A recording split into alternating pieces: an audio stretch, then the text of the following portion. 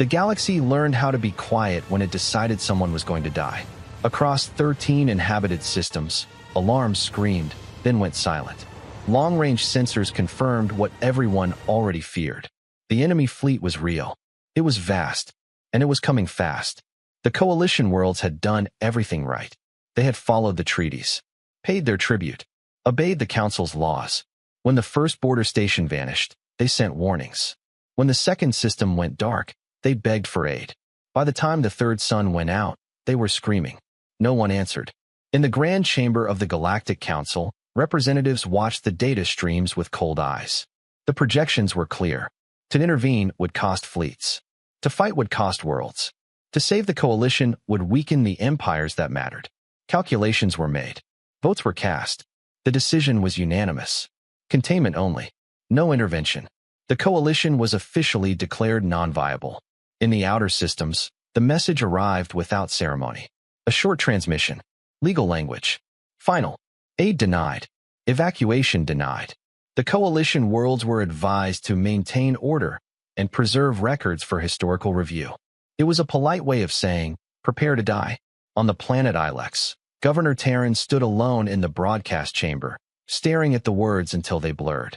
Outside, the sky was red from emergency fires. Refugee ships clogged the atmosphere, all trying to flee through hyperspace lanes already collapsing under enemy interference. There would be no escape. Terran ordered one final transmission, not to the Council, but to the open galactic net. A message unencrypted, unfiltered, and painfully honest. This is Governor Terran of the Ilex Coalition, he said, his voice steady despite everything. We were loyal. We were peaceful. We believed the galaxy would stand together. He paused, knowing no one important was listening. We were wrong. Across multiple worlds, civilians gathered to watch. Not because they expected help, but because it was the last thing they had left. Parents held children. Soldiers stood at attention with weapons they knew would not matter. The enemy fleet appeared as shadows against the stars. Not ships, but moving darkness, blotting out constellations older than recorded history. Sensors struggled to count them. They did not broadcast. They did not threaten. They simply advanced. Military commanders knew the truth. This was not an invasion. It was an erasure. On Ilex, orbital defenses fired first. Bright lines of energy vanished against the enemy's forward hulls. The return fire was instant. Entire platforms ceased to exist, torn apart as if made of dust. The sky burned. As cities shook, Terran continued the broadcast. Let history show that we did not surrender, he said. Let it show that when the galaxy turned away, we stood alone. The feed was picked up by automated relays, bouncing across empty space. It was not meant to be answered. Then something strange happened. On the far edge of the system, where sensors showed only background radiation, a signal appeared. Weak, old, filled with static. At first, Command dismissed it as debris interference. But the signal persisted. It cut through jamming the enemy was known to use. It repeated on a frequency no modern fleet relied on anymore. An ancient channel. A technician froze, staring at the translation software. Sir, this signal has a linguistic match. What species? The commander demanded. The technician swallowed. Human. The room went silent. Humans were a footnote in most databases. A minor species from a quiet arm of the galaxy. They had fought internal wars, failed to expand, and slowly withdrawn from interstellar politics centuries ago. No one had heard from them in generations. The signal strengthened. Words began to form through the static. We are receiving, the voice said. Calm. Clear. Human. On the bridge, officers stared at the display as if it were a ghost. The voice continued. Coalition forces, we have your broadcast. Enemy weapons fire intensified. Another city vanished in a flash of white light. We are altering course, the human voice said. Arrival imminent. Sensors spiked. New contacts appeared. Dozens, then hundreds, emerging not from known hyperspace lanes, but from vectors that should not exist. Ships of unfamiliar design. Dark hulls scarred with old battle marks. No visible insignia. The enemy fleet hesitated. For the first time since its arrival, it slowed. The human voice returned, now broadcasting openly across all channels, civilian, military, and enemy alike. This is humanity, it said. You were left to die. Human ships moved forward, placing themselves between the coalition worlds and the approaching darkness. You are not alone anymore. The transmission ended, and as the first human vessels opened fire, the galaxy held its breath. The galaxy did not react all at once. At first, there was confusion. Sensor operators across multiple systems flagged anomalies, then quietly assumed their instruments were malfunctioning. Fleets did not simply appear from impossible vectors. Physics did not allow it. History did not allow humans to do it. But the data refused to go away. On the bridge of the lead enemy vessel, something like hesitation rippled through the dark formation. The advance slowed further, not out of fear, but calculation. This was not expected resistance. This was an unknown variable. Behind the human ships, the coalition worlds watched in stunned silence. Governor Terran felt his knees weaken. He gripped the console to stay upright, eyes locked on the tactical display. The new arrivals had taken damage almost immediately. Enemy fire slammed into their forward ranks, tearing through shields and armor. And yet, they did not move aside. They held position. Human ships were not beautiful. They were not sleek or elegant like Council warcraft. They looked heavy, scarred, built for survival rather than display. Hulls bore old repairs layered over older ones, as if these vessels had lived long, violent lives and refused to die quietly. There, forming a wall, an aide whispered. It was true. Instead of spreading out, the human fleet compressed. Ships locked into tight, overlapping formations, covering one another with fields of fire. When one took a direct hit and began to break apart, two others slid forward to fill the gap without hesitation. The enemy pushed harder. Energy beams that had erased cities now slammed into human shields. Several ships vanished in expanding clouds of debris. Coalition officers flinched, waiting for the human line to shatter. It didn't. It bent. It burned. But it held. For the first time since the war began, evacuation ships broke free of the gravity wells. Refugee transports slipped past the human formation, engines screaming as they fled into open space. Human ships adjusted instantly, shifting angles, absorbing fire meant for defenseless civilians. They were bleeding, on purpose. Across the galaxy, the live feed spread. On wealthy core worlds, citizens stopped what they were doing to watch. Many had never seen battle before. Fewer still had seen a fleet willingly place itself between an enemy and strangers. In the council chamber, the reaction was far less emotional. "This is inefficient," one representative said flatly, watching human losses climb. "They will be destroyed." Another leaned forward. "And yet they are buying time. More time than projected." "Time changes nothing," a third replied. "The coalition is still lost." A quiet voice spoke from the back of the chamber. "Unless the humans are not here to win."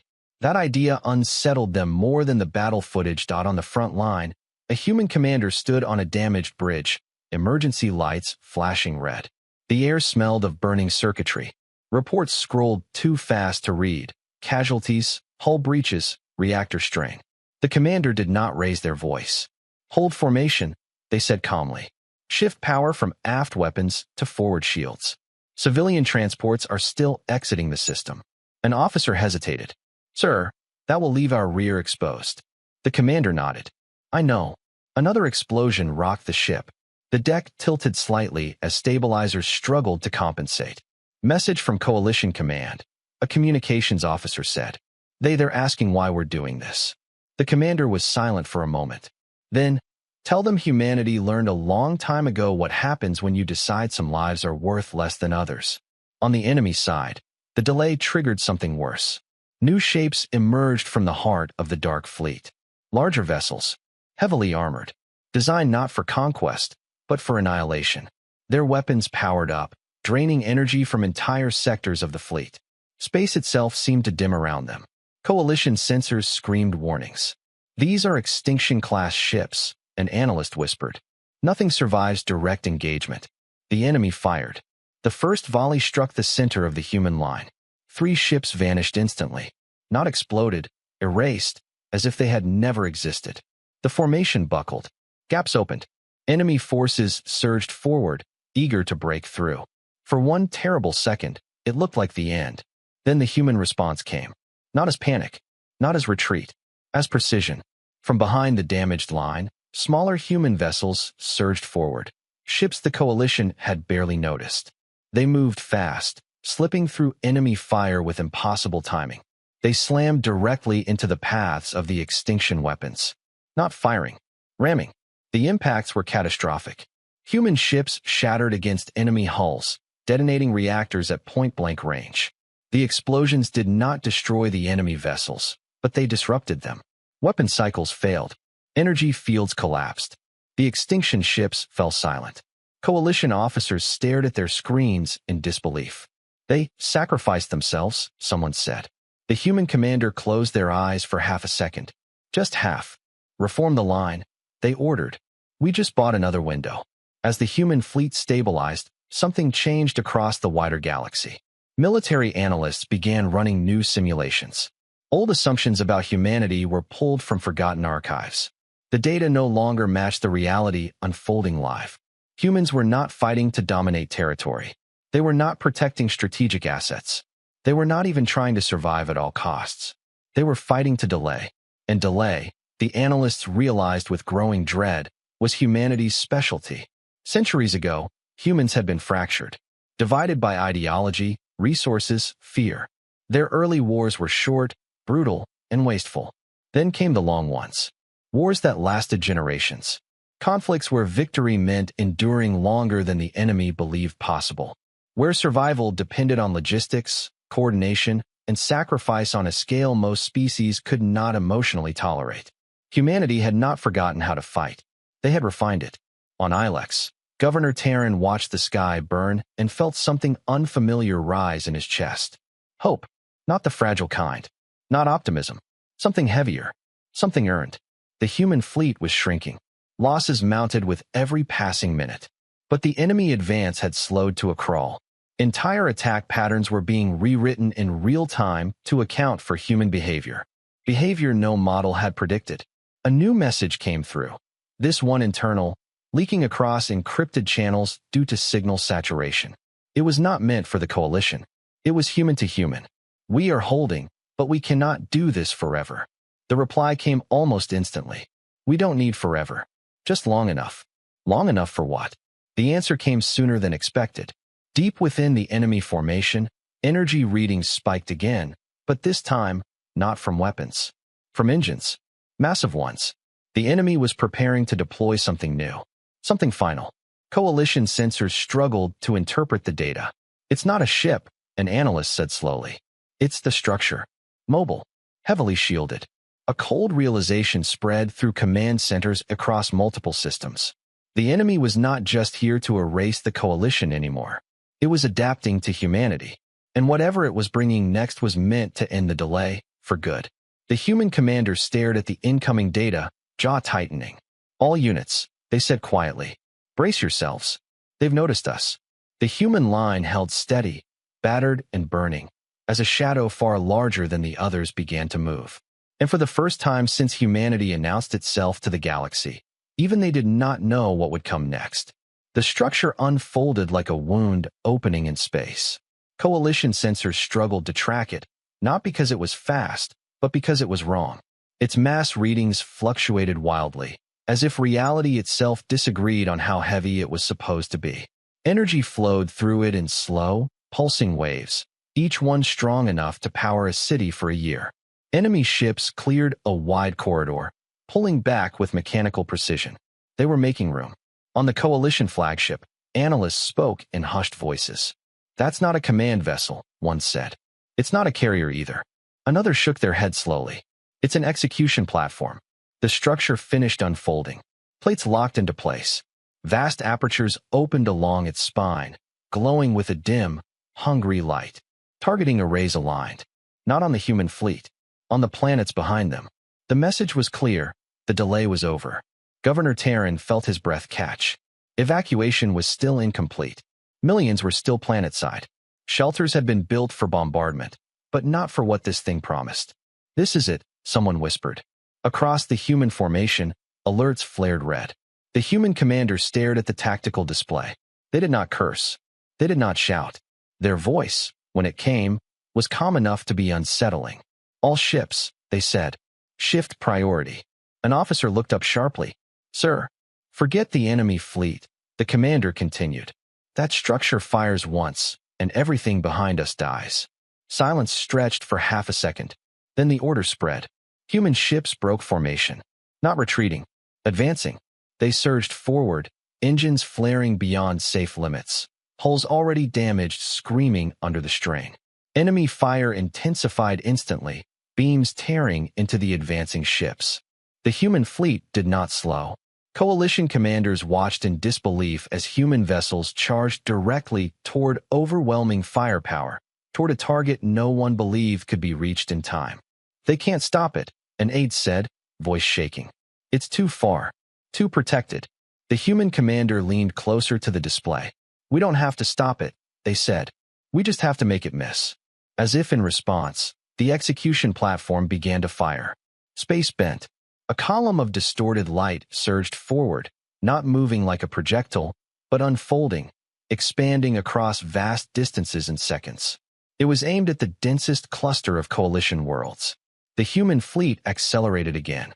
Several ships vanished mid-burn, torn apart by enemy intercept fire. Others lost engines, spinning helplessly into the dark. Still, enough of them pushed through. On the lead human vessel, alarms screamed as the reactor went critical. The captain stood unmoving, hands resting on the console. Course locked, the navigator said. We won't clear in time. The captain nodded once. I know. They opened a channel, not to command, not to allies, but to the crew. This is the captain, they said evenly. You all know what this ship was built for. You all chose to be here. No one replied. They didn't need to. The captain's final order was simple. Hold fast. The ship slammed into the outer edge of the execution beam. It did not explode. It detonated. The reactor overload tore a hole through the beam structure, warping its trajectory by a fraction of a degree. It was not much. It was nowhere near enough. Then another human ship followed. And another. One by one, human vessels threw themselves into the beam's path, sacrificing mass, energy, and lives to bend its course, each impact shifting it just a little more. Coalition sensors recalculated in real time. The beam was no longer aimed at population centers. It was drifting. The execution platform attempted to compensate. Systems strained. Energy surged unevenly through its frame. The human commander watched the numbers tick down. 30 seconds, an officer said. That's all we bought. Good, the commander replied. That's all we needed. Behind the front lines, something new came online. Coalition engineers had dismissed the signals at first, assuming they were debris echoes or electronic ghosts. But the patterns were too regular, too deliberate. Hidden among the human ships were arrays, compact, modular devices that had been deploying quietly since the first engagement. No one had noticed because they weren't weapons. They were anchors. Space around the execution platform shuddered as invisible forces latched on. The platform's immense mass began to resist its own movement, engines fighting against something that was not there, but very real. What is that? A coalition scientist whispered. The answer came from a human systems officer, voice tight with strain. Gravitational pinning. We're tying it to local space. That's impossible, the scientist said. You'd need a lot of ships, the human finished. Yes, we know. Human vessels burned out one by one as they fed power into the anchors. Reactors overloaded. Hulls cracked. Crews stayed at their stations until the last possible second. Some never left. The execution platform's beam flickered, then collapsed. A shockwave rippled across the battlefield as the structure's systems failed catastrophically. Enemy ships scattered, formations breaking for the first time. Coalition worlds were spared by the narrowest margin imaginable. Cheers erupted across civilian channels. Some cried. Some laughed hysterically. Many simply sat in stunned silence. The human fleet did not celebrate. They were too busy dying. Casualty reports flooded in. Entire squadrons were gone. Command ships lost. Communication relays destroyed. The human line was thinner than ever. And the enemy was not finished. From the shadows behind the shattered platform, new enemy vessels advanced, sleeker, faster, built to hunt. They ignored coalition ships entirely. They went straight for the humans. The message was unmistakable. The enemy had learned the pattern. Kill the ones who stand in front. On the human commander's bridge, damage crews worked frantically. The tactical display showed grim reality. If the enemy focused fire now, the human fleet would not survive another full engagement. An officer spoke softly. "Sir, if we pull back, the coalition might hold for a while." The commanders shook their head. "If we pull back," they said, "the galaxy learns the wrong lesson." They opened a wideband channel. This time, the message was not just for the coalition. It was for everyone. "We are humanity," the commanders said, voice steady despite the chaos around them. "We were forgotten because we chose not to rule." Across the galaxy, billions watched. "We were underestimated because we chose not to conquer." Enemy ships closed in, weapons charging. "But remember this," the commander continued. "When you decided some lives were expendable, you trained us for this moment." The human fleet reformed what little line it could. Battered ships slid into place. Fighters launched with barely enough fuel for one pass. "We stand," the commander finished. "Even when standing costs everything." The channel closed. Enemy weapons fired. And from deep, unexplored space, far beyond any known human territory, new signals began to emerge. Not dozens, not hundreds, thousands. Coalition sensors struggled to process the sudden flood of contacts. A stunned analyst whispered, "Those aren't reinforcements." They paused, staring at the data. "Those are responses." The human commander looked up as the tactical display expanded, filling with new icons. And for the first time since the battle began, the enemy hesitated again, not because of sacrifice, but because it finally realized how many humans had been listening all along. The new signals did not arrive like a fleet. They arrived like a decision. Across the tactical displays of every watching species, the contacts did not form neat formations or recognizable battle groups. They appeared scattered, emerging from deep space, old jump points, unstable corridors, and regions long considered unusable. They came from everywhere humanity had gone quiet. Coalition analysts tried to classify them and failed. The ships varied wildly in size and shape. Some were massive, clearly built for war. Others were small, improvised, carrying signatures more common to cargo haulers or exploration craft. What united them was not design. It was direction. Every single one was moving toward the same place. The line. On the enemy side, something shifted. Their advance slowed, not from confusion, but reassessment. Targeting priorities changed. New firing solutions were calculated and discarded. The enemy had faced large fleets before. It had never faced convergence. On the human commander's bridge, the air felt heavier. Not from damage, but from realization. The commander stared at the incoming data, eyes scanning names, identifiers, call signs that had not been active in decades. Some were military. Some were civilian. Some were personal. An officer spoke carefully. "Sir, these signals aren't centralized. There's no unified command structure." The commander nodded. "I know." Another officer frowned. "Then how are they coordinating?" The commander's answer was quiet. "They're not." The first of the new arrivals dropped out of transit directly into the thick of enemy fire. It was an old human cruiser, hull patched with mismatched plates, engines running hot and uneven. It didn't ask for orders. It opened fire. Its weapons were outdated by modern standards, but it targeted weak points with terrifying accuracy. Enemy ships reeled, formations breaking under strikes that should not have been possible from such an old platform. Seconds later, a civilian transport arrived, its cargo bays gutted and replaced with improvised missile racks. It dumped everything it had in one devastating volley, then burned out its engines, ramming an enemy interceptor. More followed. Mining ships with reinforced hulls slammed into enemy lines. Exploration vessels deployed sensor jammers so dense they blinded entire enemy squadrons. Medical ships broadcast evacuation corridors while flying straight into combat zones to pull out the wounded, human and alien alike. Coalition commanders stared in disbelief. "They're not reinforcements," one whispered again, but this time their voice carried something new. "They're everyone." On a distant human colony world, long ignored by the galaxy, a family watched the broadcast in silence. The father reached over and turned off the feed. "It's time," he said simply. In orbit, an old defense platform, scheduled for dismantling years ago, came online for the first time since its construction.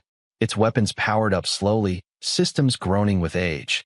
Its targeting data was already loaded. Humanity had not mobilized. Humanity had responded. On the battlefield, the enemy adapted again. Faster this time.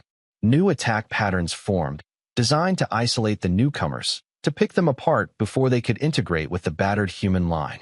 It almost worked. The human fleet was exhausted. Damage was everywhere. Ammunition was low. Lives had already been spent beyond what most species would consider acceptable. But something fundamental had changed. The humans were no longer alone at the front. A battered frigate drifted into position beside the commander's ship, hull venting atmosphere. Its captain opened a channel without formalities. "We heard the call," the captain said.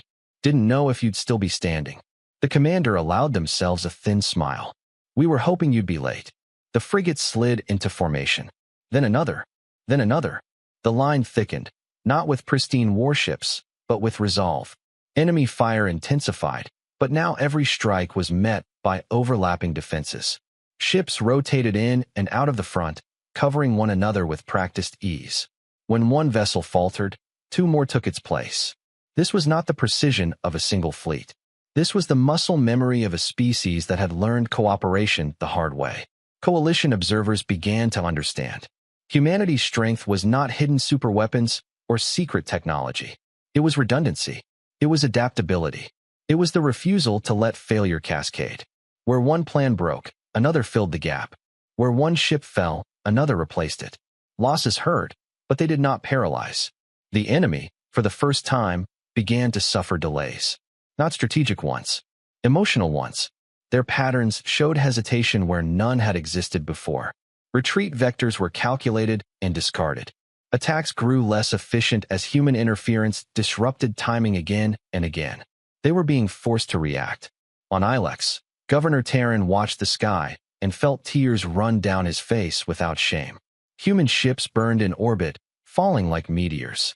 Some crashed into the planet's upper atmosphere, breaking apart in fire. But the city still stood.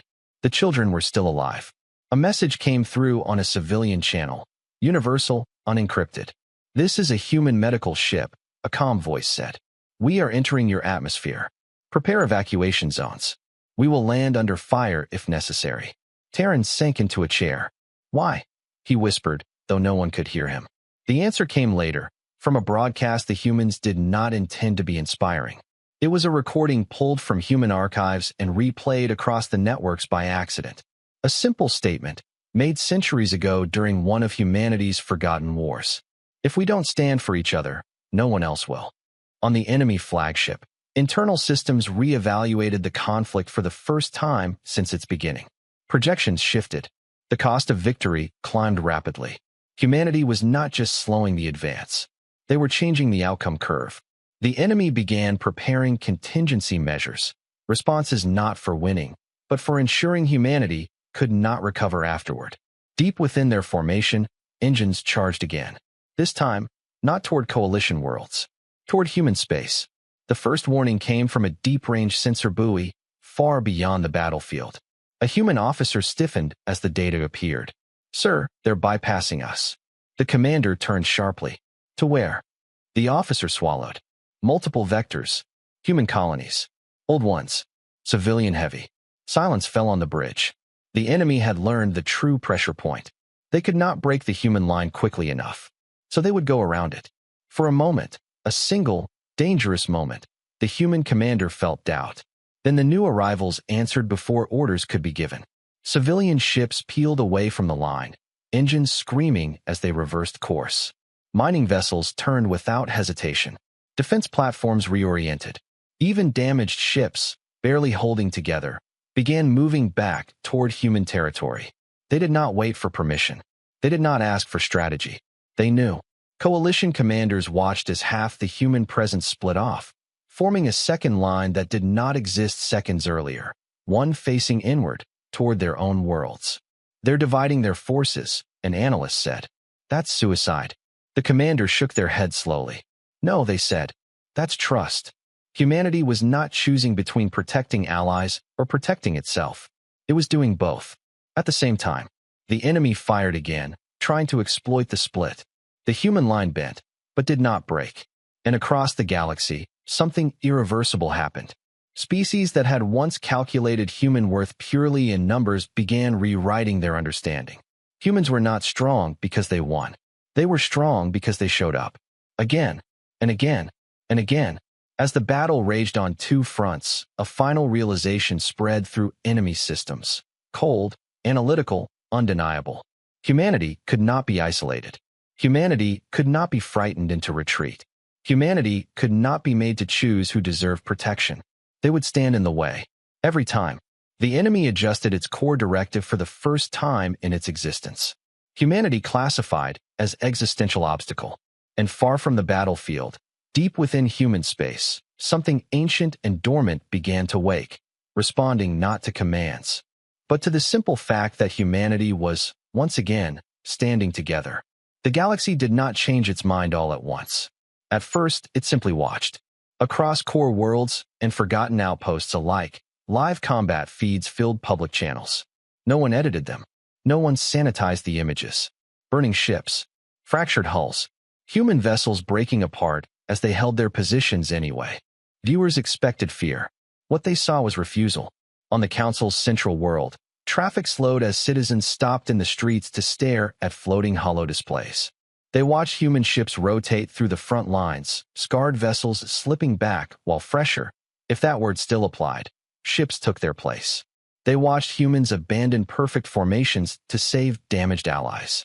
They watched human pilots eject toward enemy fire so recovery craft could pull them out. They watched humans die buying seconds. At first, commentators framed it as desperation, then as recklessness, then, uneasily, as purpose. A military analyst on a major broadcast paused mid-sentence as new data scrolled across her screen. "This doesn't make sense," she said quietly. "Their casualty tolerance is beyond doctrine, beyond psychology." Her co-host frowned.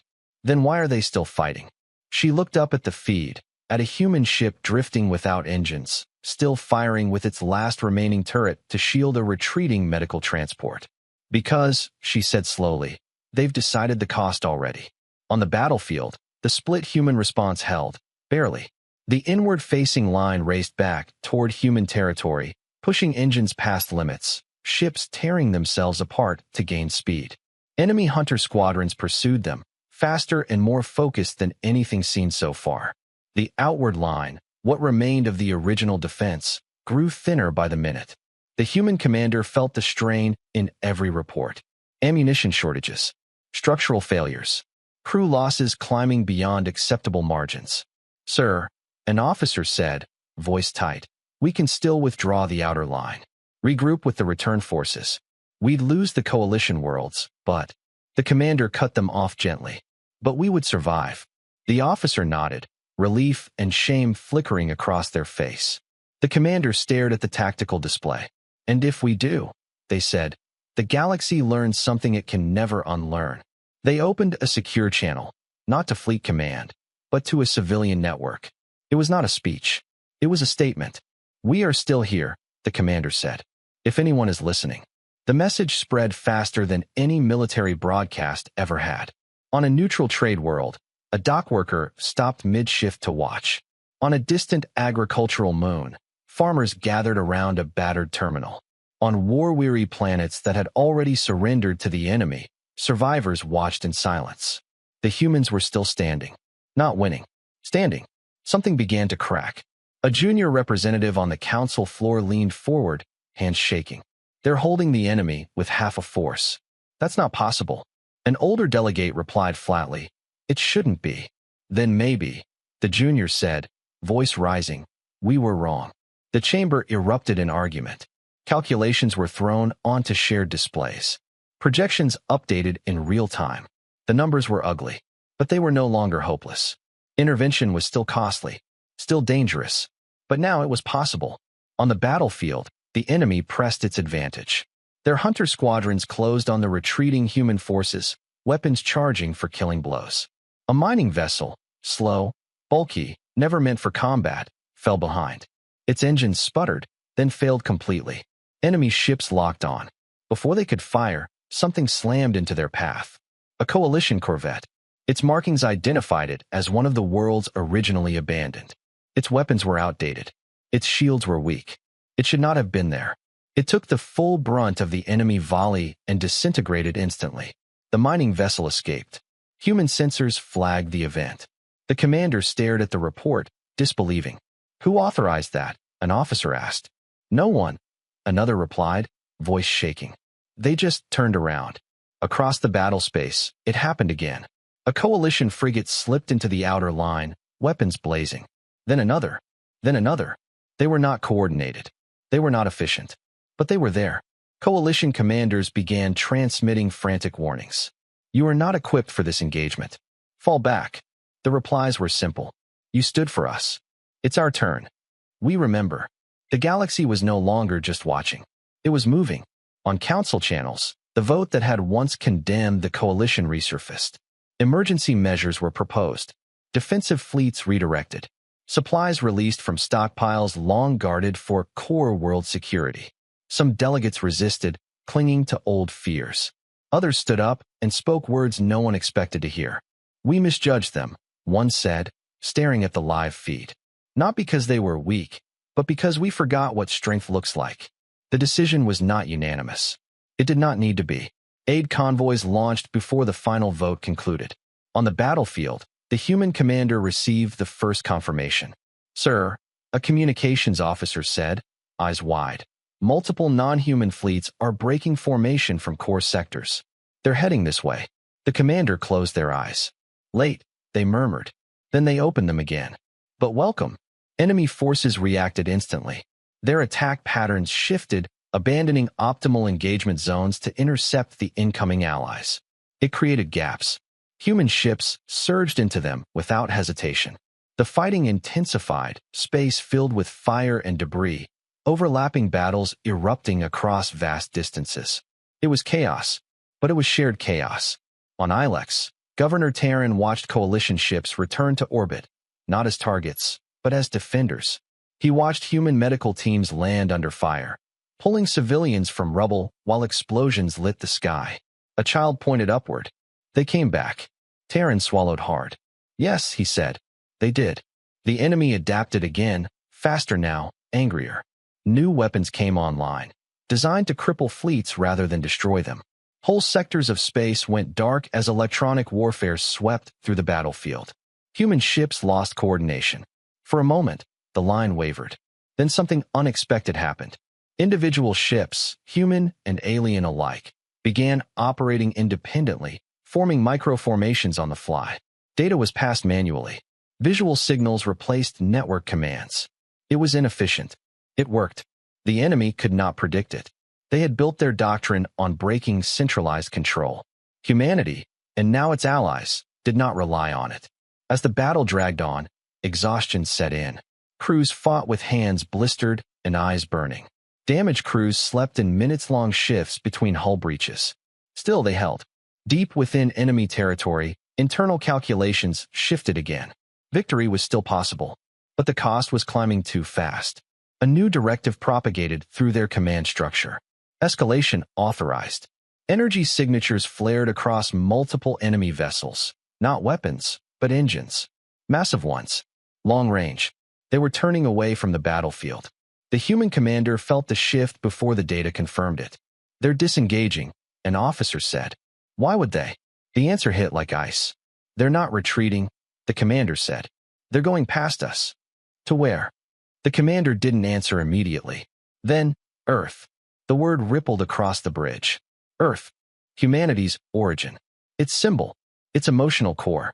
The enemy had learned enough. If they could not break humanity at the line, they would break what made the line possible. Orders flew. Human and allied ships tried to pursue, but they were too damaged. Too slow. Too far. Only a fraction could follow. On the bridge, the commander straightened. All units, they said, voice carrying across every channel they could reach. The fight isn't ending. It's moving. They paused, then added something that was not in any doctrine. Wherever you are, go home.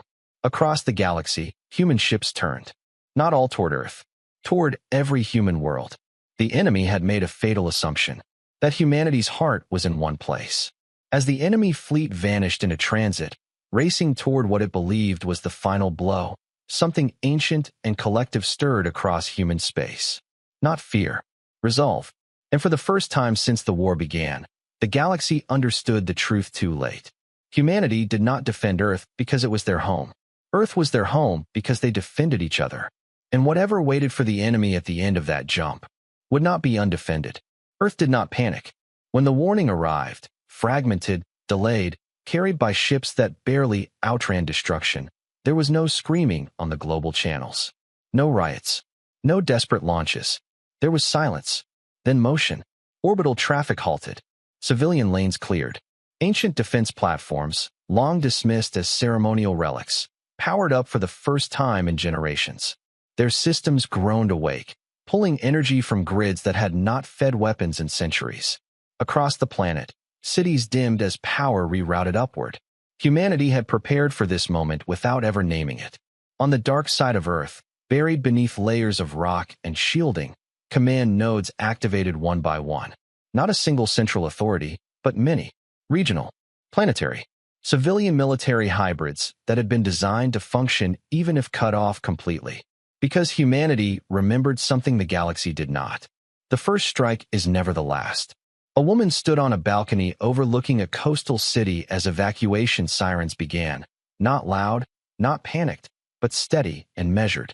She held her daughter close and watched the sky. "Is it them?" the child asked. "Yes," the woman said. "Are we going to lose?" The woman thought of the feeds she had watched. The ships that burned so others could escape. The voices that said we are still here. She shook her head. "No, we're going to stand." In orbit, Earth's defense grid came fully online. The enemy emerged from transit in tight formation, engines hot, weapons already charging. They had calculated perfectly. Earth's fleets were scattered, its defenders exhausted, its symbol exposed. What they found waiting was not a fleet. It was a planet that refused to be afraid. The first enemy volley struck the outer defense ring. Massive energy beams slammed into shields that flared white-hot, cracking but holding. Automated platforms returned fire immediately, not with overwhelming force, but with precision, targeting sensor arrays and formation anchors. Enemy ships adjusted. Earth adjusted faster. Defense platforms shifted positions, rotating constantly, never presenting the same configuration twice. Ground-based weapons fired through atmosphere-thinning corridors, their shots guided by real-time data fed from millions of civilian devices turned into passive sensors. Every human was watching. Every human was contributing. On the far side of the system, battered human ships arrived in ones and twos. Some limped into orbit trailing fire. Others barely made it out of transit before systems failed. They were not turned away. They were folded into the defense. A frigate with half its hull missing slid into position beside an orbital platform. Its captain didn't ask for orders. The platform didn't give any. They simply matched vectors. The enemy pressed harder. More ships poured into the system. Weapons fire intensified, turning space around Earth into a storm of light and debris. Losses mounted. Platforms fell. Ships died. Still, Earth did not break. On the surface, emergency shelters sealed. Medical teams moved. Supply chains rerouted themselves automatically, prioritizing energy, water, and communication. Humanity had learned, painfully, how to endure siege. Deep beneath the planet's crust, something else awakened. A system so old it predated humanity's first steps into space. Built not as a weapon, but as a promise. It took power from everywhere. Cities dimmed further. Some went dark entirely. A voice echoed across every human channel. "This is Earth." It was not a leader, not a general. It was the planet speaking through the systems built to protect it. "We are under attack." Across the galaxy, ships turned. Human, alien, coalition, independent. They turned not because they were ordered to.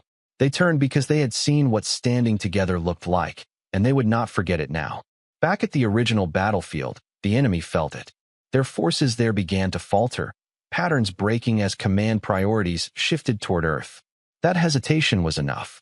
The remaining human and allied ships surged forward, pressing an advantage no one had expected them to still have. The enemy was now fighting on three fronts. At Earth, at the line, and within its own calculations. In orbit, the enemy deployed a final measure. A weapon designed not to destroy the planet, but to silence it. Energy readings spiked as a focused pulse built, aimed directly at Earth's magnetic core. If it fired, the planet would not explode. It would die, systems would fail, atmosphere would thin, civilization would collapse. The countdown began. On Earth, the activation was felt as a deep vibration, a low hum that rattled windows and bones alike. People held each other. Some prayed. Some simply watched the sky.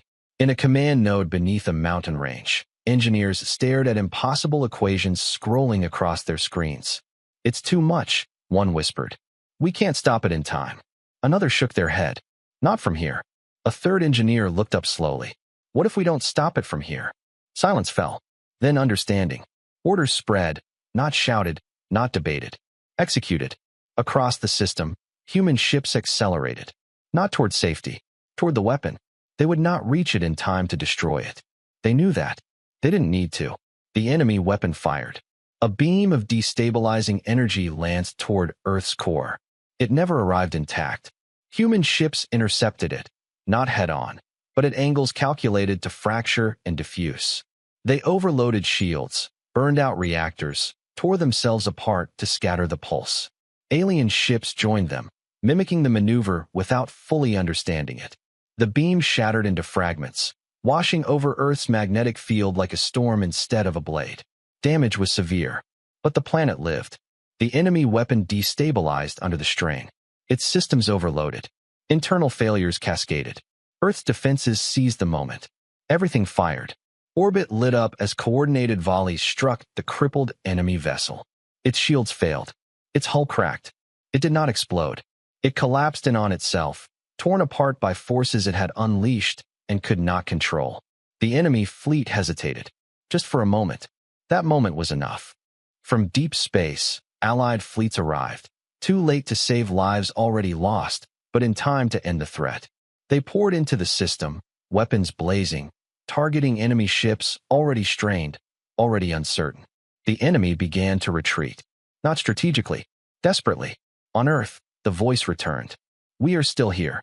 The message echoed across every channel, picked up by worlds that had once turned away. The battle was not over, but the enemy had failed at the one thing it believed would end everything: breaking Earth. As the surviving enemy ships fled, carrying data, losses, and something new: doubt, humanity took stock of the cost. Cities damaged, millions displaced, countless dead, but Earth stood, and so did the line. Across the galaxy, a realization settled in, heavy and unavoidable. Humanity was no longer a forgotten species. It was a constant, a force that did not expand to dominate, a force that did not retreat when threatened, a force that would absorb unimaginable pain for one simple reason: no one gets left behind. And as the enemy regrouped in the dark between stars, preparing something even worse, humanity and its allies did something unprecedented. They did not chase. They prepared. Together.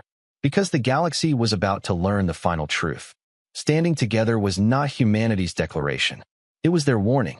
The galaxy did not celebrate Earth's survival. Not yet. There was relief, yes, but it was thin, fragile, stretched over the growing understanding of what it had cost.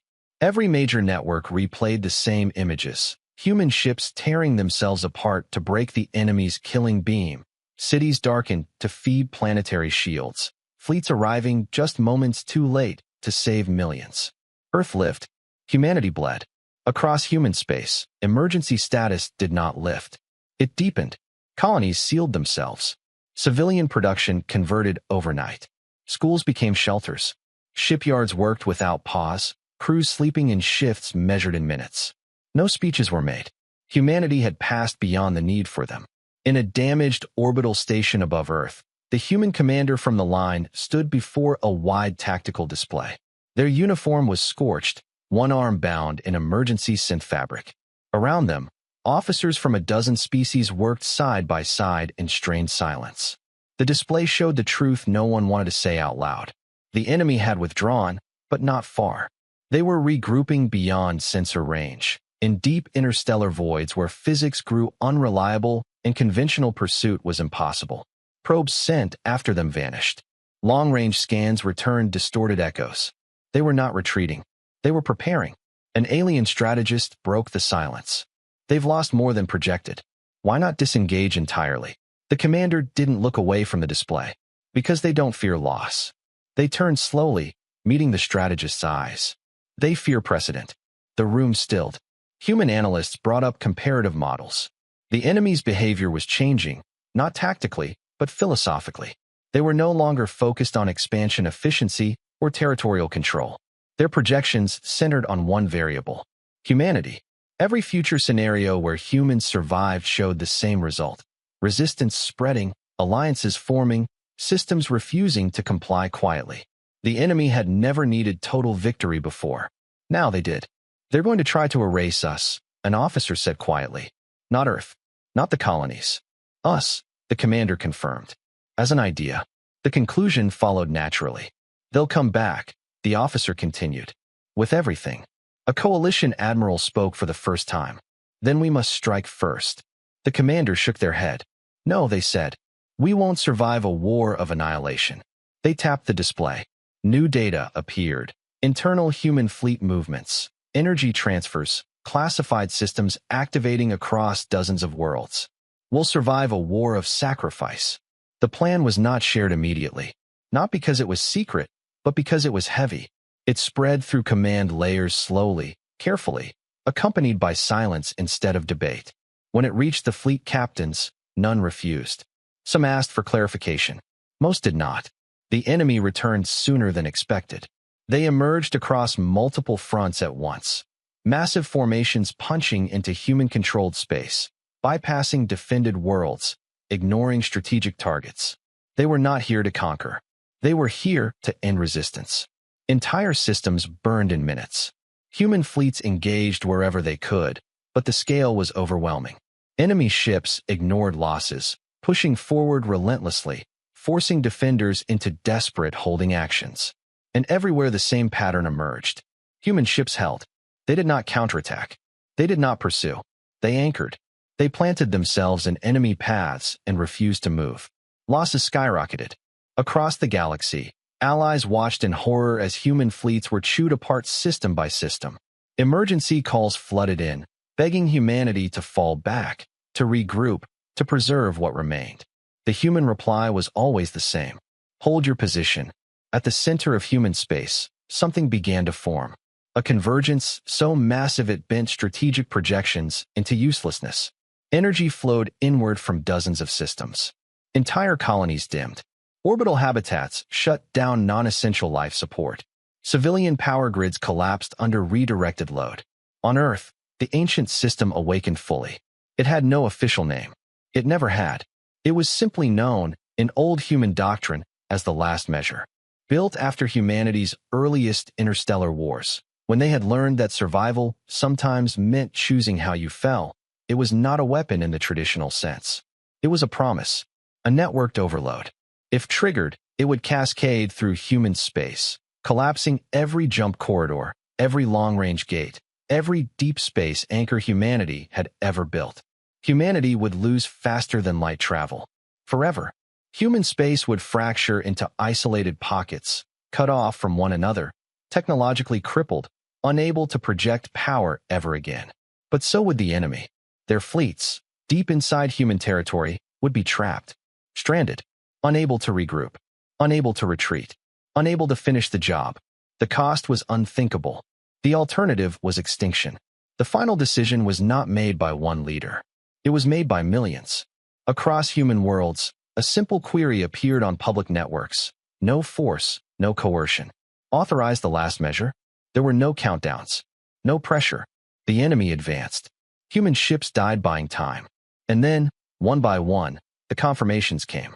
Yes, yes, yes. On Earth, the system began to charge. Enemy sensors detected the surge too late. Panic rippled through their formations as projections updated wildly. They tried to pull back. They couldn't. Human ships surged forward, not to attack, but to lock enemy fleets in place, to keep them within the collapse radius. The final broadcast went out, not as a threat, not as a boast, as an explanation. We were left to die once, the human commander said, voice echoing across every channel still open.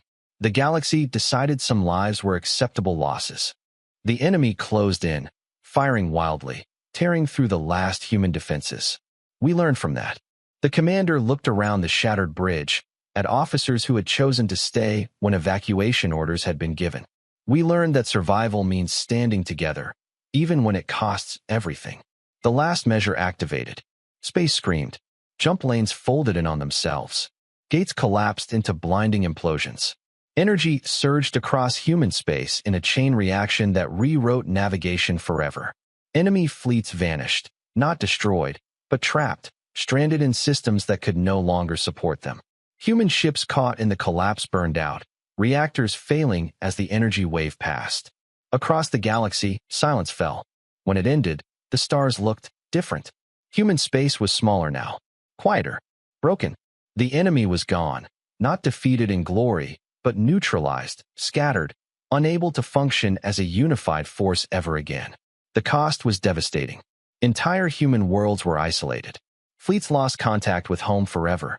Technology humanity had relied on for centuries was gone in a single moment. The galaxy waited. For rage. For collapse. For humanity to finally fall apart. Instead, something unexpected happened. Human worlds, cut off and alone, did not panic. They rebuilt locally. They adapted. They endured. Allied worlds began reaching out, slower than before, through dangerous, old routes humanity had once abandoned. Supplies arrived. Messages followed. We are here, they said. Months later, a new gathering formed. Not a council, not an empire.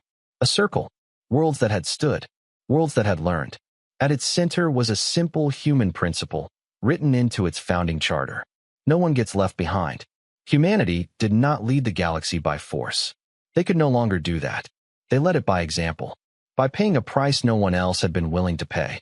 And as historians would later record, the enemy never returned, not because it was destroyed, but because it finally understood something the galaxy had ignored for too long. Humanity would stand together, even if standing meant breaking the stars themselves. The galaxy did not know how to speak after the stars went quiet. For the first time in recorded history, faster-than-light maps were wrong. Routes that had existed for centuries were gone, folded into nothing. Beacons blinked out one by one.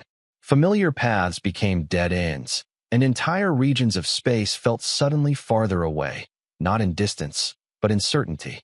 Human space was fractured, not destroyed. Fractured. On Earth, the sky was darker than it had ever been. Not from smoke or fire, but from absence. Orbital traffic was gone. The constant movement humanity had grown used to, ships arriving, departing, crossing the night, had vanished. People stood outside and looked up anyway. They were not afraid of the dark. They were counting who was still there. Emergency networks stabilized slowly. Communication within systems held. Between systems, it was harder. Messages sent along old, dangerous routes that took weeks or months to arrive, carried by ships that could not rely on shortcuts anymore. The first reports came in fragments. Colonies isolated but intact. Fleets stranded but alive. Worlds damaged, grieving, rebuilding. Humanity had not fallen apart. It had been scattered, and still it endured. In a quiet command center beneath Earth's surface, the human commander sat alone. The uniform they wore was no longer a symbol of authority, just fabric, stained and worn. A console flickered to life, showing delayed transmissions arriving one by one. A colony world, cut off, reporting that they had already begun repairing orbital farms using local materials. A fleet captain, stranded with allied ships, stating simply, "We're holding. We'll find a way home." A message from a child on a distant moon, sent through 3 relays and 2 blind jumps. "We're okay. Tell everyone we're okay." The commander closed their eyes. The price had been paid. Now came the living with it. Across the galaxy, other worlds were also adjusting. Empires that had once measured power and territory now faced borders that meant less than they used to. Trade slowed. Influence faded. And with it came reflection. Uncomfortable, unavoidable. They replayed the old recordings. The votes. The declarations of non-viable. The moment the galaxy decided it could afford to look away. And then they replayed what followed. Human ships standing in front of worlds that were not theirs. Human voices saying we are still here. Humanity breaking its own future so others could have won. For many, it was the first time in generations that shame outweighed pride. Months passed. Then years. Slow routes reopened. Dangerous corridors were charted. Old sublight convoys returned, carrying supplies, stories, and memory. Where once there had been a galactic council, there was now something quieter, smaller. Representatives met in rotating locations, sometimes on human worlds, sometimes not. No grand chamber, no elevated seats, just circles. They spoke not of dominance, but of responsibility, of who would stand when standing was costly. Humanity did not demand leadership. They were offered it, and they refused it. Instead, they offered something else. A principle. It was written into every new accord, every shared defense pact, every reconstruction charter. It appeared in different languages, shaped by different cultures, but the meaning never changed. No one gets left behind. It was not a slogan. It was a warning. On a distant frontier world, years after the war, a small alien child asked a human teacher why the stars on the map looked broken. The teacher smiled gently. Because someone once chose to break them instead of breaking people. Who? The child asked. The teacher thought for a moment. Everyone who stood. Far beyond known space, remnants of the enemy drifted, isolated, scattered, no longer a single force. They observed. They remembered. Their calculations no longer asked how to win.